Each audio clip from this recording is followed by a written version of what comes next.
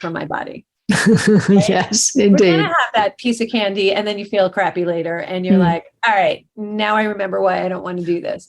Yes. So it doesn't make you feel good. And I think the more good food you put in, and for me, it was a mindset of it's fuel for my body. I'm just not eating to eat. I eat to be social. That's part of my culture. It's part of my upbringing, but I need to eat to fuel. I can still be social and not be putting stuff in my mouth, right? Yeah, take your time with it. And if there's something that you just can't say no to, you just can't. Okay, here's how you do this. This is the protocol. You put it on a plate or bowl. You use the proper utensil. You sit down at the table, because if you're eating it over the trash can, hoping no one will find you, then that's a problem. Yes.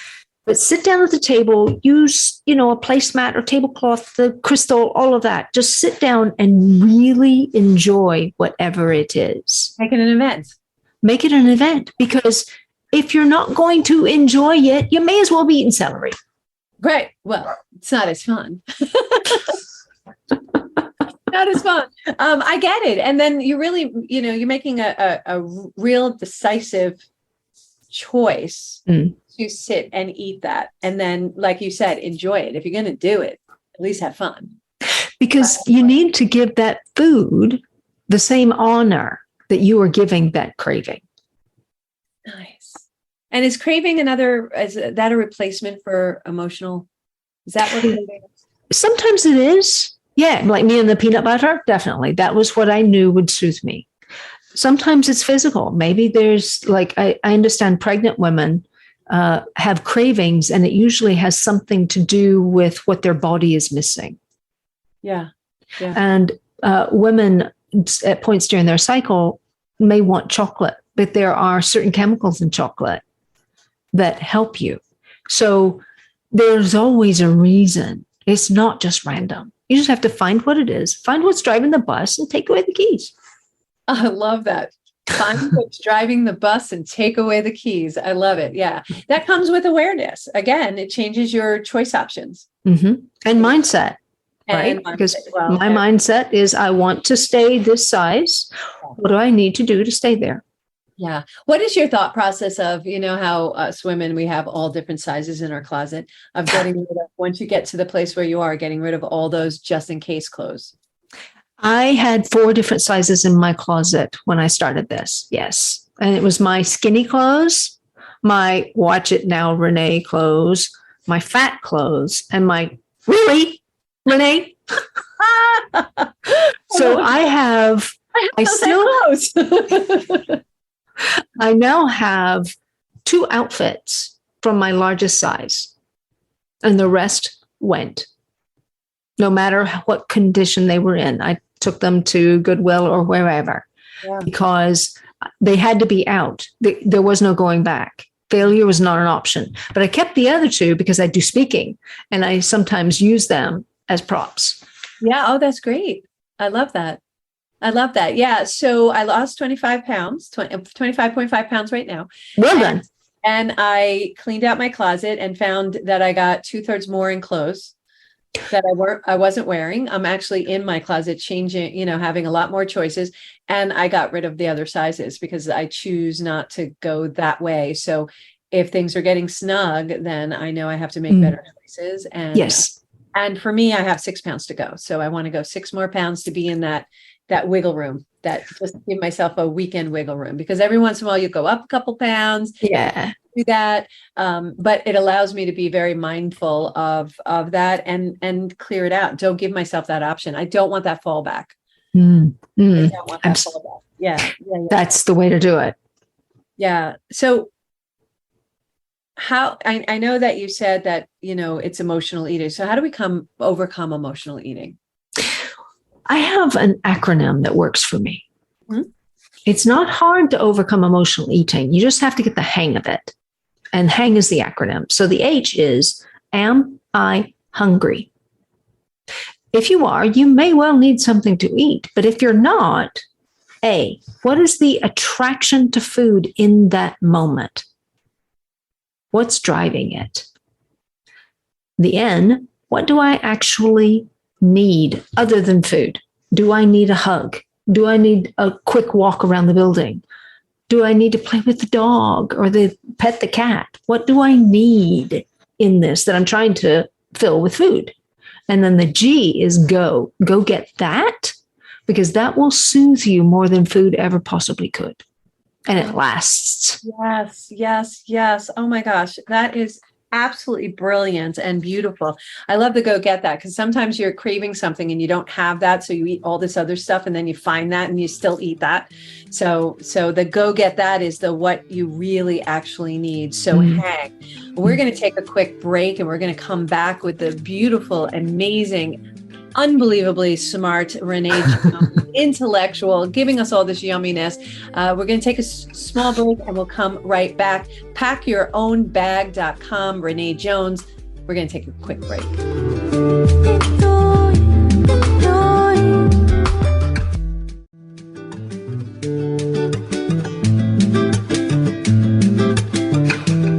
Welcome back to Healthy Lifestyle with Lorianne. I am Coach Lorianne. And if you'd like to be a guest or lift up your business or product or non-for-profit, we would love to hear from you. Email us at healthylifestylewithla@gmail.com. That's healthylifestylewithla@gmail.com.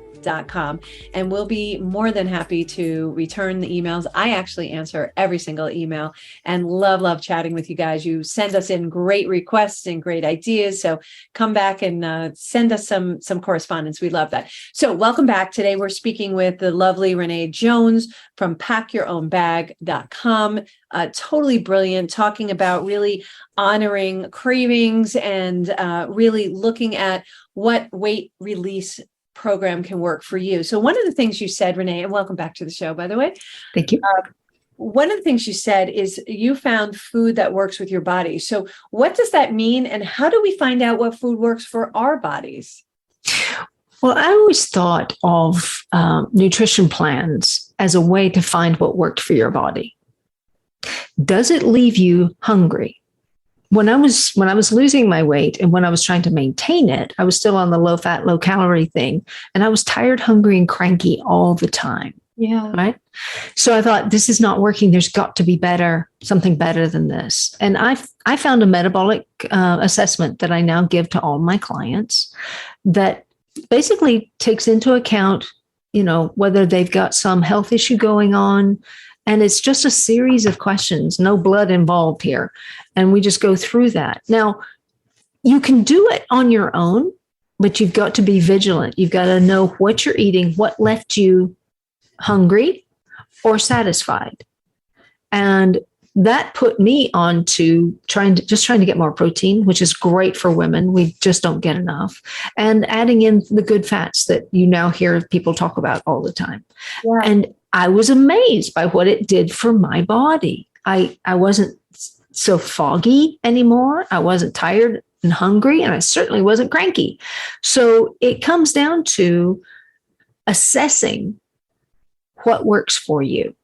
And you can do it with, just writing it down and assessing each day, or you can take a metabolic profile that will help you. If someone goes to PackYourOwnBag.com, can they take that metabolic assessment with you? I do it with them.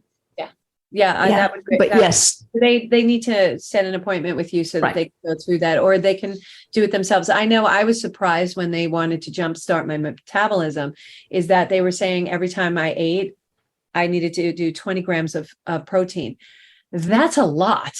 That is a lot, but that's a lot, but that's what jump started and it's what my body needed. And you had mentioned foggy. That always told me not enough fuel. I don't have enough fuel. So it's just like your car starts puttering, right? When you're running out of gas, your car putters. That's the best mindset that I would be able to, a relatable mindset that I could come up with to when I get foggy. I haven't nourished and fueled my body enough in order for it to function. So it starts shutting down different areas in order to keep it running. Suddenly the air conditioner doesn't work anymore in your car. And so the same thing with our bodies, our systems just start to kind of shut down. And then the crankiness comes because our hormones get all out of whack. funny story. I went to Italy with my son a few years back, and we went to Milan. And no disrespect, I love Milan. It's gorgeous. The women are stunning. It's the fashion capital of the world. And all these women were gorgeous, but they were this big. They were like these tiny little rails, and they were cranky. And I'm like, darling, you got to just eat a sandwich. You just need to eat a sandwich because you are really cranky. They're smoking like fiends, but they haven't eaten. And she goes like, sweetheart, I haven't in Italian. She goes, sweetheart, I haven't eaten a sandwich since I was 18 years old. And I'm like, well, you look gorgeous, but darn, you're cranky. I know. So the crankiness comes out of that as well, right? Yeah, absolutely. Our bodies right. Not fueling and not keeping our blood sugar level. Yeah. Because for me, that was the thing, is my blood sugar was up and down all the time. And once I got that leveled out, there was a point after about 2 months, my husband turned to me and said, who are you and what have you done with my wife? I said, I know, I'm nicer, right? And he said, yes. I said, yeah. My blood sugar stable. Yeah. It helps being fueled well, not throwing, a wrench into the works with too much sugar makes me crazy. Yeah. And the yo-yo diet makes you crazy, and depriving you. Life is not about deprecation, right? Deprivation. Yeah. Life is not about that. I was like, no, that's not right. It's, I guess I need to eat something because I'm not. Yeah, probably. So it's not about that. It's really about finding what works for you and giving yourself the permission to have the treats once in a while. It's like everything else, everything in moderation. And that is really helpful in this process. I love your hang process. The, am I hungry? The A being attraction to food at this time and what's driving me to be attracted to that particular food. The N being the need. What do I actually need? I don't necessarily need the food. I might really just need a hug. I might need to phone a friend. I just might need some, a walk outside in the sun, and then the G for hang is go get that, go get whatever it is that you need, that walk in the park, that being out in the sun, the phoning a friend or something else to give you that soothing love. Yeah. Do you think it goes back to how, so often we feel unseen and unheard? Do you think part of that requirement of soothing is that we're not being seen and heard? Always. Yeah. Yeah, because we need to be heard. Even the shyest person is looking for someone who actually sees their heart. Yeah. Right. And once our hearts are seen, it just makes so much of a difference for us. Yeah. In the process that I do with people, we start with the body, absolutely. And then we look at the baggage. Where has your heart been wounded?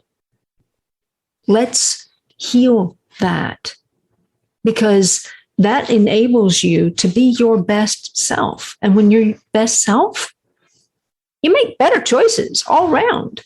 Yeah, without a doubt. And we all have what you refer to as baggage, and that's why it's pack your own bag, put your own stuff you want, unpack other people's stuff. And we actually, I just recently found a study and got backing on all of this, is that we actually gather a lot of our blocks, what I refer to as blocks, you'll refer to as baggage, between the ages of 2 and 12. Yes, so absolutely. It's not a blame. It's not a fault. It's just what happens. We hear something, we take it a certain way, and now we carry it with us and we start to believe it. And we those thoughts start to recur over and over again. And what do thoughts turn into? Beliefs, because that's what a belief is, a thought we think over and over again. Thank you, Esther Hicks. But that's what it is. That was the greatest definition of it. But we can change those thoughts. And that's what you're talking about, right? When you say pack your own bag, is that what you're talking about? Absolutely. Because our bags get packed for us, not intentionally to hurt us, but it just does. And if we can unpack what we no longer need, then we pack for the journey we want to be on. Yes. Yes. So how do we pack those bags? I think it's important to find the stuff and unpack it, right? Get the stuff out that you check with people. What does this mean? I keep hearing this in my mind. What does that mean? Do you have a connection to that? And if they don't, we can let it go. right? I remember having a conversation with my mother, and she was like, "That's what you took